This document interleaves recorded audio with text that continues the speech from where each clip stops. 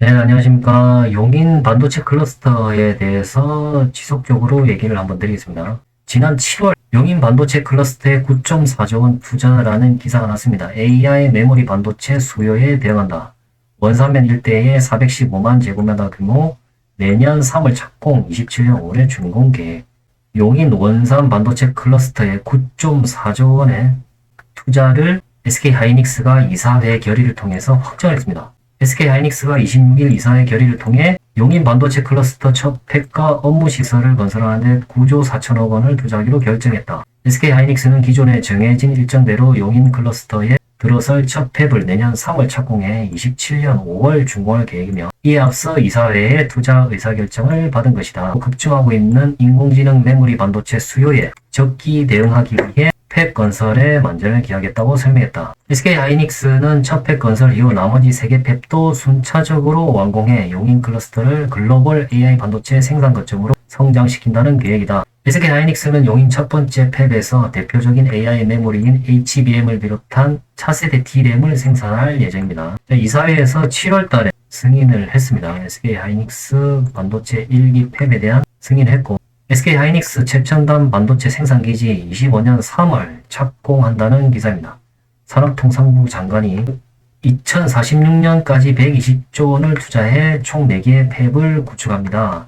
SK하이닉스는 1기 팹 부지는 현재 약 35% 공정률을 보이며 부지 조성 공사가 차질 없이 진행 중입니다. 올해 반도체 1,200억 달러 수출 목표 달성을 위해 HBM 등의 수출 확대를 적극 지원하겠다. SK뿐만 아니라 산업통상자원부에서도 적극 지원하겠다는 기사입니다. 내년 3월 착공한다는 얘기죠.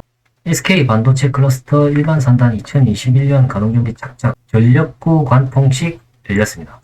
전력구에 대한 관통식이 열렸습니다. 26년 8월까지 전체 전력을 공급해서 27년도에 완공될 팹 1기에 대한 전력을 원활하게 공급하겠다는 지금 공사입니다.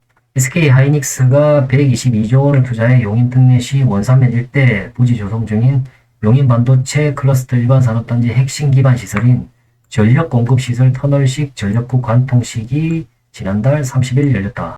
22년 5월 착공해서 이날 관통한 터널은 용인 반도체 클러스터 일반 산업단지 내 조성 예정인 SK하이닉스와 협력하단지, 기타 시설에 필요한 2.83기가와트의 전력을 공급하기 위한 기반 시설입니다. 신안성 변전소, 고3면에 있는 신안성 변전소에서 약 6km 정도를 끌어와서 전력을 공급할 예정입니다. 전체 전력 공급 시설은 26년 8월 준공이 예정됐다. 한편 SK하이닉스는 용인 반도체 클러스터 일반 산업단지 1기 팹과 업무 시설을 당초 계획한 내년 3월 착공해서 2개월 정도 앞당긴 1월 조기 착공 및 27년 5월 가동과 함께 2기 팹 동시 착공을 검토 중인 것으로 알려졌다.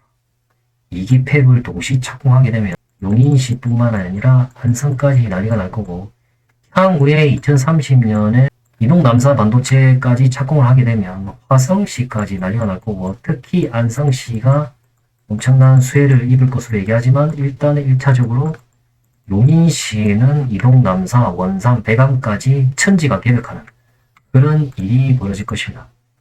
25년 1월 조기 착공을 계획 중이기 때문에 일단은 늦어도 3월, 빠르면 지금 10월 달이니까 11, 12, 2달, 3달 뒤에 인부가 들어온다는 얘기입니다. 지금 용인 보계 원산로 1.8km 구간을 4차로로 확장을 하고 있습니다. 여기가 SK하이닉스 반도체 클러스터 공사하는 구간이고, 용인 양지면에서 내려오는 17번 국도가 연결되는 원산로, 보계 원산로 약 1.6km 구간을 일단 4차선 공사로 확장을 하고 있는데, 이것도 이제 공사를 시작했기 때문에 내년 초까지 3차로 임시 개통을 하고 4차선은 내년 연말이나 돼야 완공이 될지 안 될지도 그것도 가봐야 합니다. 지금 현재는 2차선입니다. 2차선이고 내년 1월 달까지는 3차선이 절대 안 될 거라 보고 일단 2차선으로 다녀야 되는데, 지금 남용인 IC가 설계 변경이 들어가면서 내년 25년 12월 개통을 앞두고 있습니다. 원래 용인 안성 구간은 24년 12월 개통으로 안성 마둔 JC까지는 24년 12월 개통입니다. 그렇지만 남용인 IC만 25년 12월 개통이기 때문에 세종고속도로를 타도 이쪽으로는 들어올 수 있습니다. 이 도로는 교통량이 현재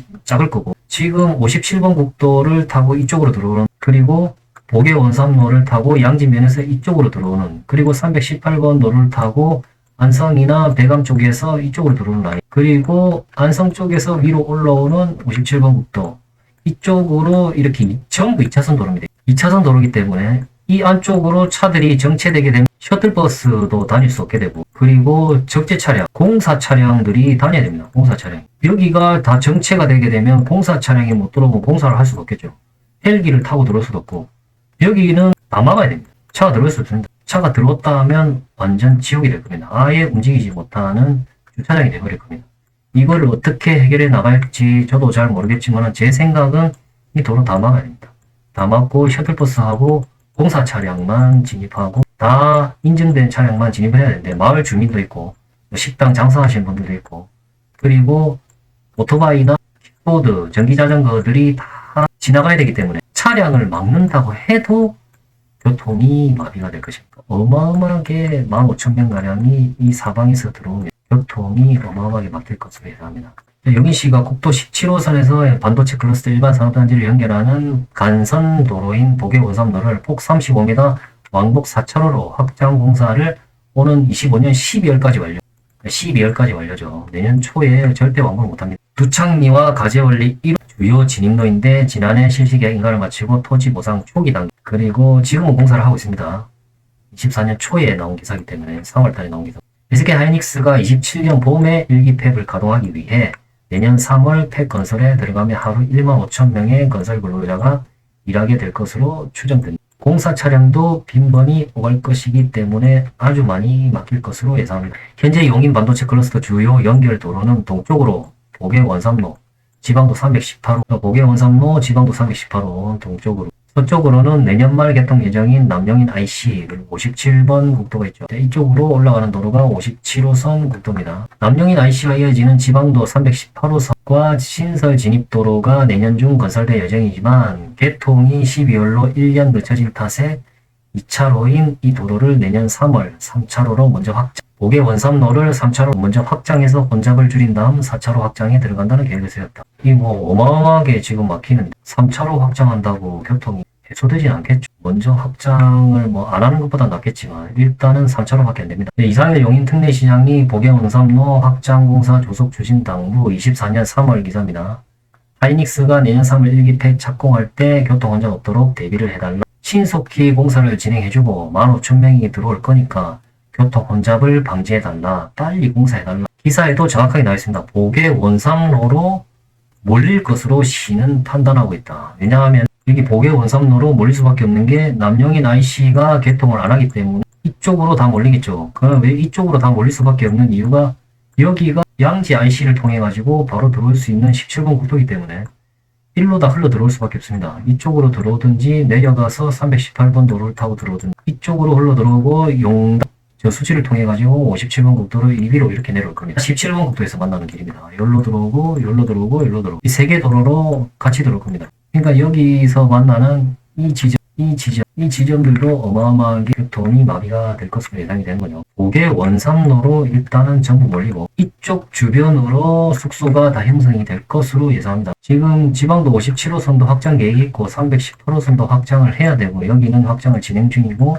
보계원삼로도 확장을 진행하고 있지만 다 확장을 하더라도 여기는 계속 교통마비입니다. 계속 교통이 마비될 수밖에 없습니다. 자, 사업 시행으로 인한 영향 예측, 인구에 대한 예측을 한번 보시면 총 상근 인구는 32,000명으로 예상을 합니다. 32,000명으로. 산업시설에 18,000명, 복합용지 사업시설에서 약 12,000명 해서 상주 인구는 6,500명이지만 상근 인구, 출퇴근하고 하는 인구는 32,000명. 일단 3만 명 가량이 들어올 도시가 조성이 돼야 되는 겁니다. 지금 현재 SK 하이닉스 공동주택은 약 1,800세대, 1,800세대면 약 5,000명을 수용할 수 있는 아파트 단지입니다. 그리고 단독주택 용지 70개, 그리고 마을 조금 있고 이 정도밖에 없기 때문에 고당 신도시든지 배감 쪽에 그리고 역세권 신도시든지 이런 쪽에 부지 조성이 돼야 됩니다. 공동주택이 약 15,000 가까이는 조성이 돼야 됩니다. 아까 보셨듯이 고덕 신도시는 2만 세대 가까이 분양이 됐죠. 지금 여기도 15,000세대, 최소 10,000세대 이상은 분양이 돼야 됩니다. 이쪽이 SK 원삼역이 들어올 예정입니다. 이 라인으로. 지금 여기가 두창로라는 곳인데 여기에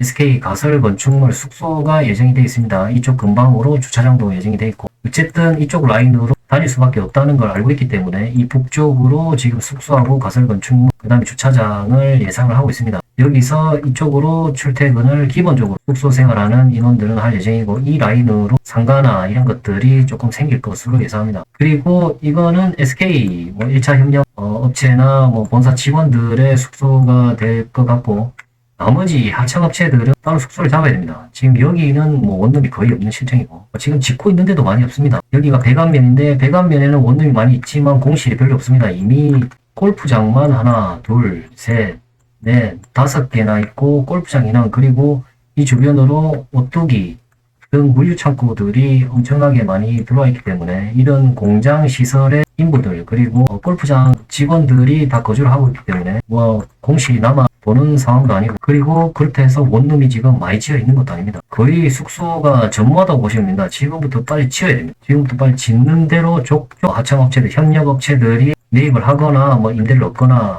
할 것이라고 봅니다. 보통 100개, 200개 기본으로 계약을 칩니다. 배관공사 같은 경우에는 3,000명씩 인구를 데리고 들어온다고. 그렇기 때문에 100개, 200개씩, 100명, 200명은 기본으로 전기공사, 전기공사는 나중에 들어오겠지만, 일단 기초공사가 하는데도 100명, 200명씩 기본으로 직원들을 같이 데리고 오기 때문에 숙소를 100개, 200개씩 막 잡을 겁니다. 그러니까 소형 원룸 하나 지어가지고 의미도 없습니다. 100개씩 지어야 됩니다, 지금. 아까 기사에 보셨듯이 약 5,000실 정도가 모자랄 것으로 시청에서 판단하지만, 제가 봤을 때는 약 10,000실, 10,000실 가까이가 조성이 돼야 그나마 숙소 대란이 안 일어날 거고, 분명히 용인, 안성까지 숙소 대란이 일어날 겁니다. 이중 주거지 자체가 많이 없기 때문에 주거지를 지을 수 있는 곳은 이쪽 백안면, 그리고 칠학지구, 계획관리 정도 지을 수 있기 때문에 여기는 절대 농지입니다. 절대 농지는 농막을 지어서 임대를 줄 수도 없고, 그런 시설까지 저는 생길 거라고 봅니다. 농막까지 지어서 숙소로 임대를 주거나 할 것으로 예상됩니다.